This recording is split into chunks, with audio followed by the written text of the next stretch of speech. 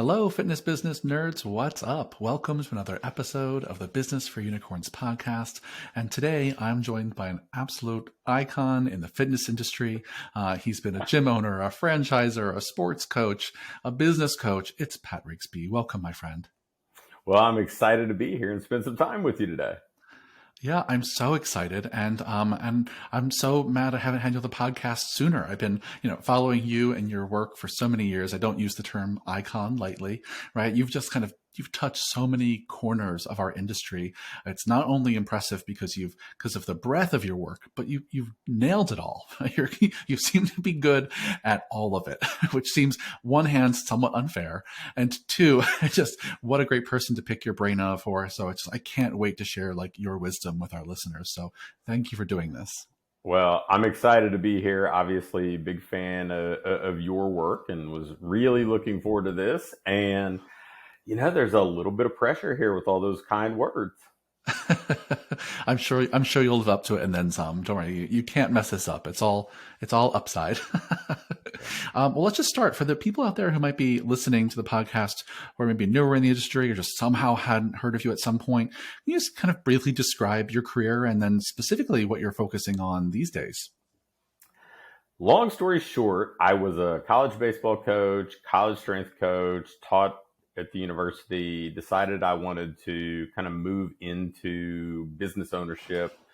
And, over the next couple of years, kind of moved into the fitness industry full-time, mainstream fitness industry, opened a business in a small town in kind of the middle of nowhere in Kentucky, and it went really well. And opened a second business, and that went well. And before long, people were like, hey, can you help us with our business? And it kind of opened my eyes to opportunities outside of just, opening a brick and mortar location. Fast forward a few years, and I'd, co-owned a number of businesses in the industry, everything from education companies, equipment companies, even a drop ship food company to to the franchising and business coaching you alluded to. A handful of years ago, decided I wanted to kind of pair some things off, spend more time with my family, and kind of just hone in on what I considered my ideal business, helping people build the business that they were going to be really excited to own. Yeah, amazing. It's just, listeners, you can hear Pat really has touched it all, which is amazing, which, makes your value as a business coach just, off the charts, because not only do you have the knowledge of being in one corner of our industry, but you can speak to all of those experiences, which is just so amazing. So I want to pick your brain and talk a little bit about this world we find ourselves in this somewhat, I'll put it in air quotes for our podcast listeners, this post-COVID world, right? This 2022 world. And I would love to just hear your take on it from like 10,000 feet, because I feel like what happened to the fitness industry during COVID was, if the world is a snow globe, someone just really shook the hell out of the snow globe for 2 years. And we were the first to get shut down and the last to reopen in some markets. And I think it's really taken its toll in many ways negatively. And there's been real opportunity. So I'm just curious to get Pat Rigsby's take on like, how do you see our industry in 2022 and like where we're at? Like, just give me a sense of the landscape. I think that everything you said was spot on. In some ways, I think it just really kind of expedited what was already happening. Business owners that may not have been in a great position, it probably expedited some of their demise, sadly. Yep. It probably got more people from a consumer standpoint to consider that they weren't only tethered to a gym in a 3-mile radius of where they lived. They had options available to them. They had online options. They had kind of hybrid options. There were so many different choices that were now kind of force fed to them, because I don't know that people would have quickly adopted video training. But, once they had little alternative, now, it became comfortable for them. So all of that stuff, I think, picked up speed. all the while the franchising world and the training side of things really has picked up steam. It's we saw that in the health club landscape probably a decade and a half ago. You see it. It's almost like pockets of industries. You see this follow the leader thing. You see a bunch of people kind of go at the same time, whether it be fast casual food or health clubs or now training based facilities. And so all that stuff moved faster. I think from a positive standpoint, the consumer market, I think, became more open to things other than just pure aesthetics when when looking at fitness options. They started to think about its impact on their physical health, their mental health, their immune system. It forced our side of the industry, the business owners, to think about how they could better serve their clients outside the 3 hours a week they might be training with them, and serving them in that what we call the other 165. It forced some people to think in terms of just being more than workout hosts. And so a lot of things probably happened that were obviously very negative, because I think that clearly there were businesses that had free reign to do what they want. And if anybody should have had free reign to do what they want, it's businesses that played a hand in keeping people healthy. But at the same time, the silver lining was, I think it forced some people to get better at what they do, not only from the sales, the marketing stuff that a lot of people in the business coach seat talk about, but just being a more client-friendly business. And now, even as a second piece of this, a better employer, because I know the employment side of things has really evolved. And I think that if you're going to hire and retain good employees, you probably have to be on top of your game now. Yeah. Yeah. Well said, my friend. I think that's a great observations about where we are. And maybe let's go through some of those kind of more individually, like kind of one-on-one. Mm-hmm. So the first thing you mentioned that really struck me, that I've totally seen myself as well, is that the consumer attitude about gyms changed. What people are looking for now from us is to be more than, I think you said, more than just a host of some exercises, right? Yeah. More than just a workout host, right? But they're looking for more, like the framework for the kind of results they care about are more about work-life balance, mental health, time with family, flexibility of being at home. So can you just maybe talk a little bit about, working with your clients now? How are you helping gym owners adapt to that new kind of consumer psychology? Well, I think the first part of it is getting them to think of themselves as a coach. And coming from a coaching background, like, I was a college baseball coach, and it's like, you're taking responsibility for at least being somebody's guide or maybe their partner in this journey to become a better, happier, healthy version of themselves. That goes beyond just guiding them through some exercises and being an exercise instructor. It means you're going to, in some ways, problem solve for them outside the gym, troubleshoot for them. You're going to provide some guidance, some mentorship. You're going to, create some sort of accountability in that relationship. And so I think taking more responsibility for the results and the experience of the client, rather than just thinking that our job is workout host, I think that's the first piece of it. The second piece, I think our industry, and I'm sure many industries are this way, it's kind of just follow the leader. And so for the longest time, marketing always looked the same. It was scantily clad people on direct mail pieces or websites. And if you go in almost any gym, the person on the postcard doesn't really look like the clients there.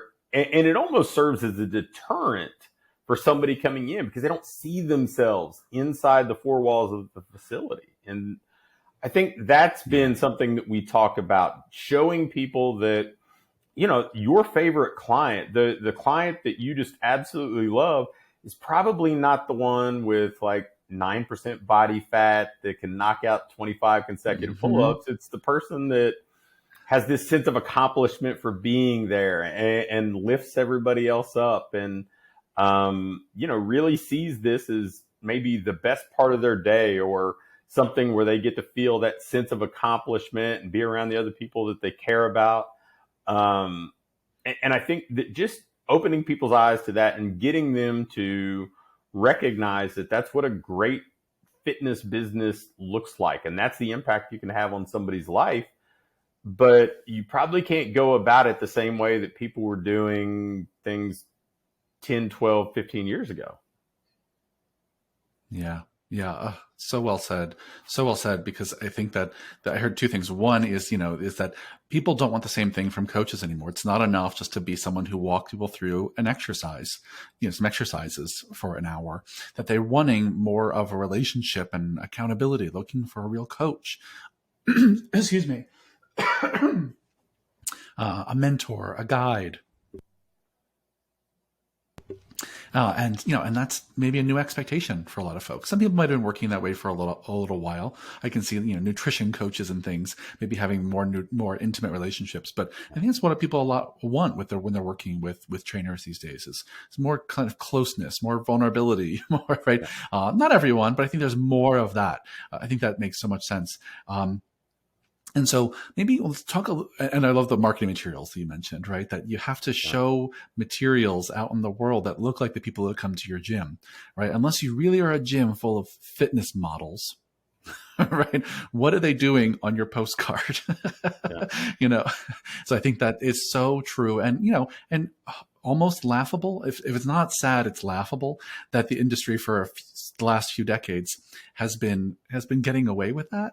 Question mark, right? Yeah. That we have had all of our marketing look so maybe the idea was that it was aspirational, Mm-hmm. right? But it really, for many people, was just extremely unrealistic, and to Yeah. your point, maybe even off-putting. So I think that's a huge change. I'm so glad you said that. So maybe let's stick on marketing for a little bit longer and just talk a little more tactically about, given the fact that all these attitudes have changed, what people want from coaches, what they want from trainers, what they want to see in the marketing. What are you seeing right now that gets people through the doors? It's the number one question we get asked as business coaches is, how do I get more people in the doors? And so Yes. what are you seeing right now that's working, given everything we've said? So I think there are kind of two sides of this. I think there's the how do I connect with people, and then what kind of offer um, is really enticing and get somebody comfortable to walk through the door. So the connecting with people part of this is in many ways just I would tell you the right answer is just not being entirely dependent on Facebook ads. We're dealing with human beings who have full lives, and they are in so many different places that we can connect with them in all these other areas of their life. It's not that a Facebook ad is inherently the wrong answer here. It's that it's one small piece of the puzzle, but it's the one that gets so much of the attention. I think that networking, I think that being connected through other affinity groups people are a part of, being connected. So I think of this, for example, if I wanted to reach a busy mom in our neighborhood, right? There are, there are elementary schools and middle schools that, they have these moms as like a captive audience, right? There are youth sports teams. The lady Mm-hmm. next door to me gives piano lessons. There are church groups. There are PTAs. There are community like HOAs that have pools and everything else. And so all these people are at these places. There are so many different ways that you could connect with them, whether it be community newsletters, sponsoring events, getting involved there, or even yard signs. I think of this, and I'm not a very political person, but I think if I were running for mayor somewhere, I don't think I would be dependent on just one advertising medium. I wouldn't say I'm going to run my Mm-hmm. whole campaign expecting to win on yard signs. That can be a piece of it, but I Sure. mean, there's so Mm, many other ways I can connect with people. And if I do that and I know who I'm trying to serve, I have a pretty good idea where they are. I have a pretty good idea what's important to them. And I just need to show up there consistently and help them recognize that, hey, maybe this person can help me solve these problems or help me get to where I'm trying to go.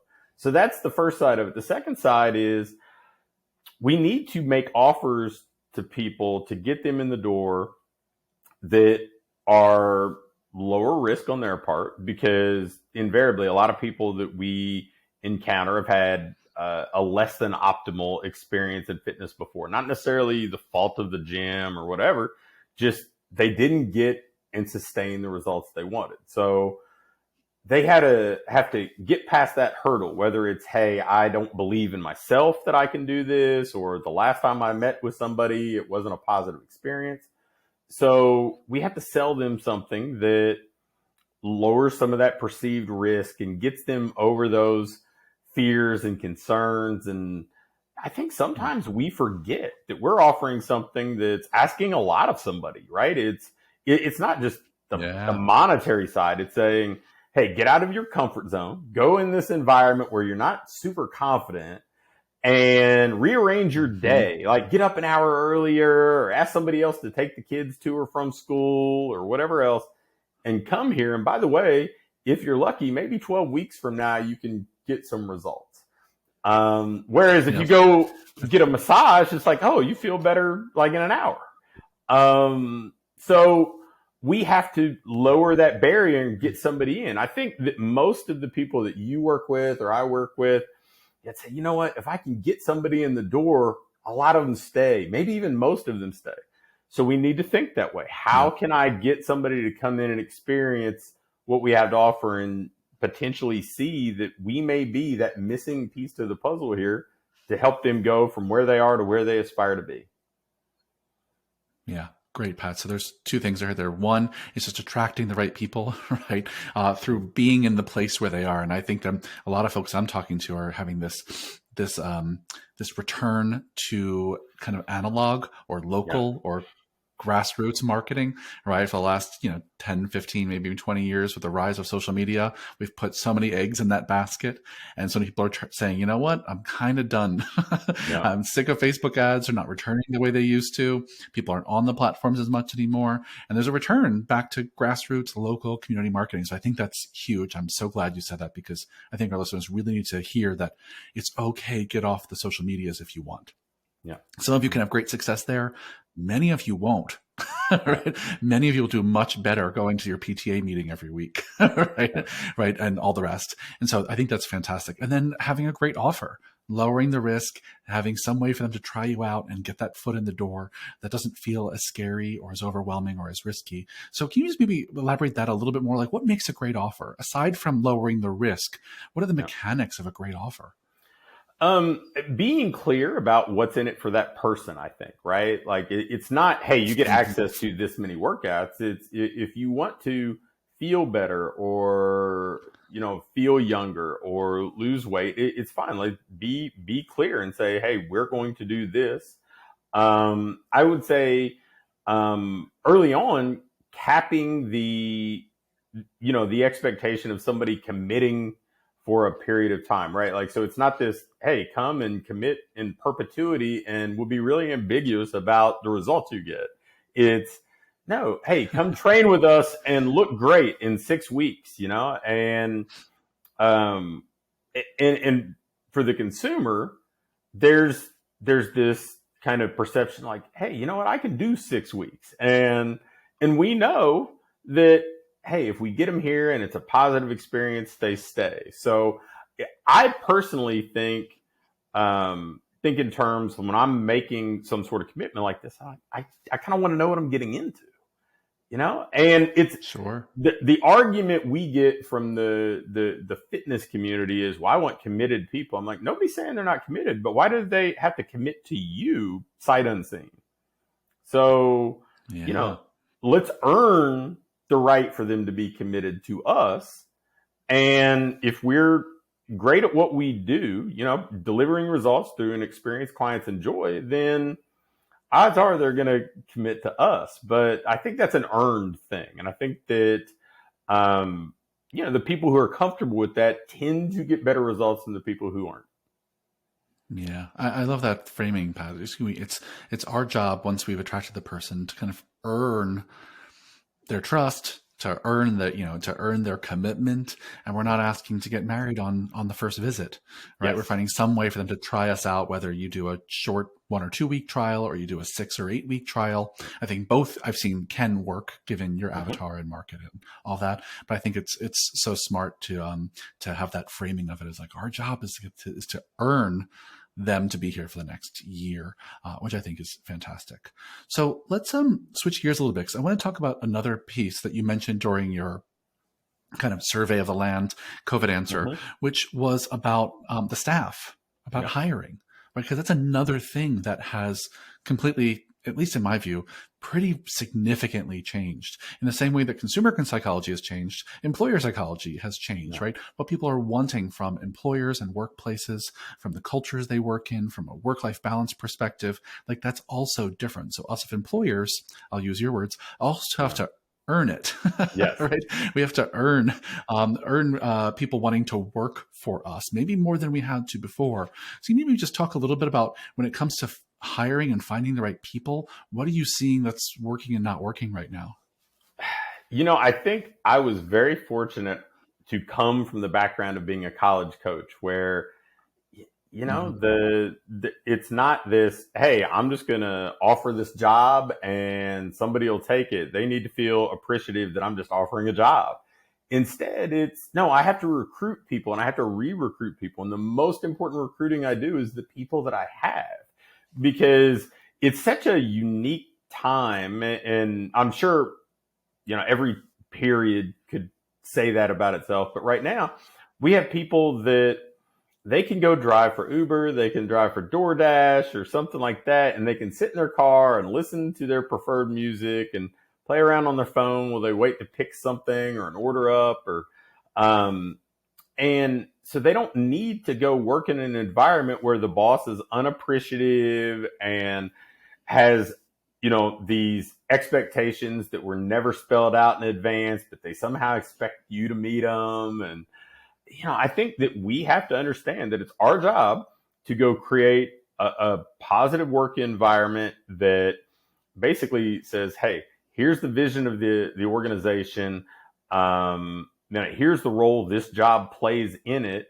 Here's how to be great at that role. And we're going to coach you every step of the way. We'll give you the systems and coach you to execute them so that you can be great at this and play this part in this bigger plan. And for the people who align with that, then, they're excited about it and they want to be involved, because a lot of times, and this happens with every generation, they always think the current generation, well, they just don't want to work and they're not committed and they're not, it, I think that my experience is that there are plenty of people that are entering the work landscape now that are wonderful, but they're also savvy enough to know that they have options and that, Mm-hmm. they don't have to settle for, oh, I can just take this poor paying job that I'm kind of, other duties is assigned is essentially my job description.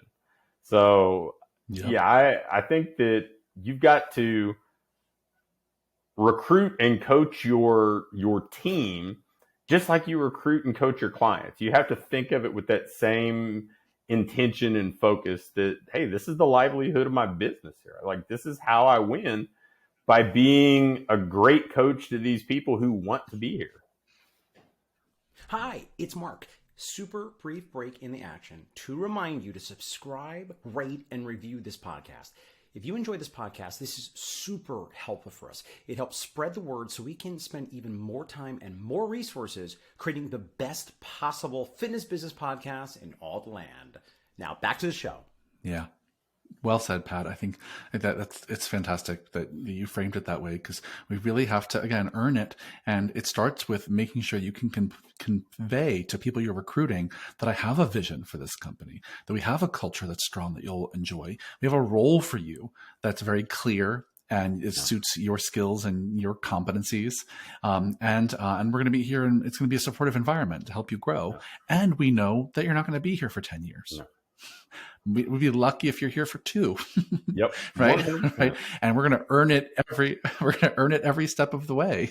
Right. And that, and that shows in the data. I think my podcast listeners have heard me talk about this before, but there's, recent study about why people left during their Great Resignation. There's been several of them, but one of the ones I read recently was the number one reason was a toxic work environment. Number one reason people left their jobs during COVID was toxic work environment. Number one factor contributing to the toxic work environment was their relationship with their direct manager. Right. They just didn't like the person they reported to on a regular basis. And so I think that's baked into your answer here, Pat, which is like, you have to prove to them you're going to be a manager they like working with and an environment that's not toxic. And by not toxic, I mean all the things you said, right? Supportive, transparent, has vision, right? Where your voice is going to be heard, your contribution matters, right? All of that can't just be, promised. It has to be delivered, or else they'll leave the first chance they get. Yeah.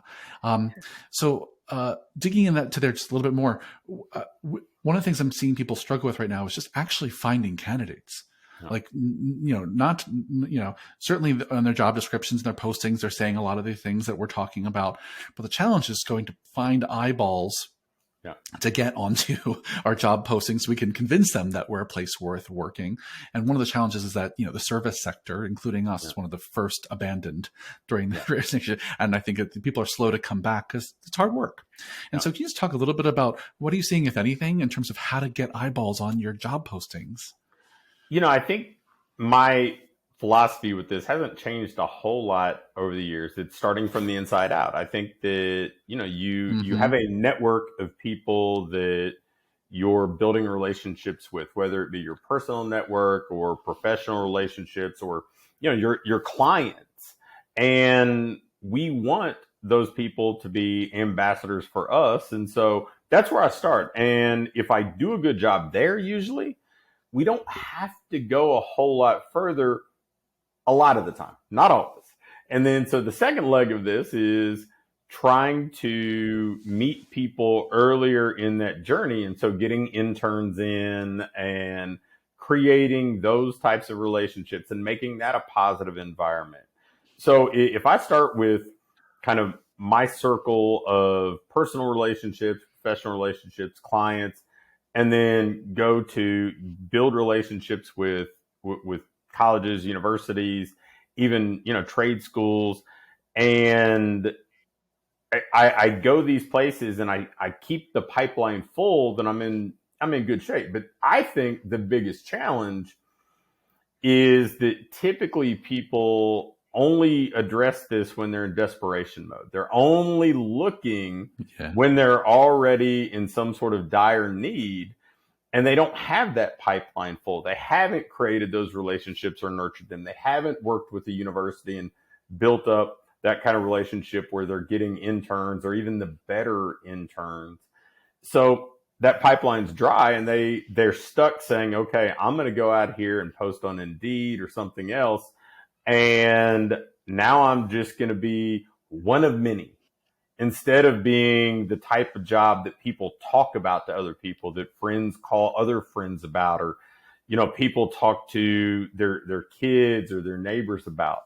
And so very much along the same lines when it comes to clients or to keeping your staff, the same philosophy is, we have to actually kind of have a way of doing business and building relationships that's ongoing, that nurturing that I think is such a priority in great businesses.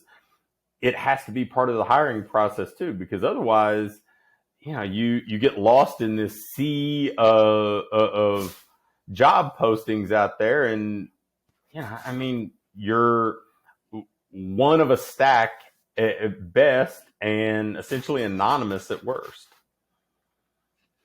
Yeah. That's spot on. It's spot on because, I think the analogy you made to attracting clients is right on. You have to have an experience worth talking about, right? If your staff aren't excited to tell people about where they work and what it's like to work there and that, then you can't expect them to go recruit for you. No. You can't expect them to attract new talent if the current talent isn't happy. No. And so I think it's a great place to start. And I love that you said kind of to work inside out. It's like, eating the onion from the inside out. You got to start with looking for jobs amongst your existing community, amongst your existing team, and then working out from your community from there, keeping pipelines open to places where young talent might be, offering internships or some version of that if you can. I think that's all very clear. All right, I'm aware of our time. I know we got to wrap things up. Maybe we'll finish with maybe kind of one final question, and I'll make it a broad one so you can answer it however you want, which is, given everything we talked about today, what do you think makes a great gym owner today? What do you think makes, I'm sure it encompasses all the things we mentioned today, our requirements, but specifically at the owner level, what are kind of like the characteristics and competencies of a great gym owner today? I think the first kind of pillar of this, if you will, is you need to have a client-centric mentality. Now, you don't necessarily have to be the technician on the floor type of coach, but you have to understand that, your livelihood is really dictated by this client experience. And then, the second piece is, we need to be very team oriented, because otherwise you can't really grow beyond your own shadow, right? You have to be, team first, if you will, and make sure your team is continually being nurtured. It's not just, I hired and so this problem solved. So, coaching your team at the same kind of level that maybe you would have coached your clients if you were working directly with them. And then, we've graduated to the stage that you don't have the luxury of not being competent on the business side of things, whether we're talking about selling and marketing or operations or finance. There was probably a point early on in my career here where you could get by being almost allergic to business, because you could survive on just a handful of one-on-one clients. And if you kept them, you didn't really have to do much else. Right. But those times are past. It's a really competitive landscape, offline, online. So you have to be willing to do that. Now, fortunately, if you're listening to this podcast, then you're probably already in the minority who are paying attention to those things. But, I think it can't be an afterthought. You're going to be competing against franchised businesses that have a lot of this stuff baked in. So if you're an independent owner, you're going to have to have a way to maintain not just a level of competency, but you're going to have to be, able to compete against systems that are pretty dialed in. So I think those are the big three. Now, if I were to add on a bonus, it would just be okay with being a little bit different. Like, you don't have to do everything, right? It's, if the majority in your market is going left and they're saying, hey, we're going to be large group, it's okay to be small group or semi-private. Maybe there's a blue ocean over there. If you see that, everybody in your neighborhood's one-on-one, it's okay to go the opposite direction. And so, I think that, I'd if I were opening up a facility tomorrow, it would be, okay, how can I be, different and the best in my respective category, and then focus on those first three things that I talked about is the mechanism to execute that. Yeah. Great answer, Pat. I love the three pillars of being a great gym owner, right? Is client oriented, kind of team focused, and a student of business, right? And your bonus obviously really speaks to me, coming from my Mark Fisher fitness life, is don't be afraid to stand out. You gotta be a little different. So fantastic way to end the podcast, my friend. If people want more Pat Rigsby, where can they go to get more of your wisdom, find out what you're up to these days? How do they find you on the interwebs? Well, patrigsby.com is probably the simplest place to go. I have kind of a link out to everything there, from podcasts to social media to my daily newsletter. So that's the easiest place to start. Fantastic.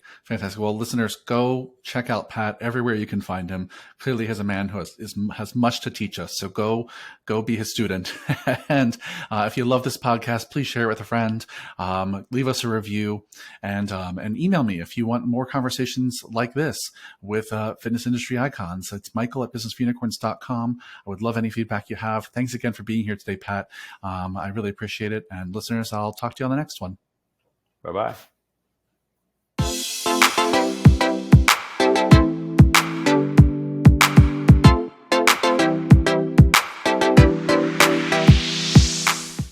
Hi, it's Mark. I hope you loved today's show. Now, as you may know, due to overwhelming demand, our coaching group exclusively for brick and mortar training gym owners, the Unicorn Society, is sold out.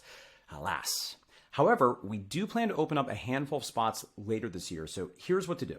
If you're interested to learn more about the program, see if you qualify, and importantly, get on the list for priority consideration for future spots, head to businessunicorns.com/unicorn. One more time, that's businessunicorns.com/unicorn. See you next time.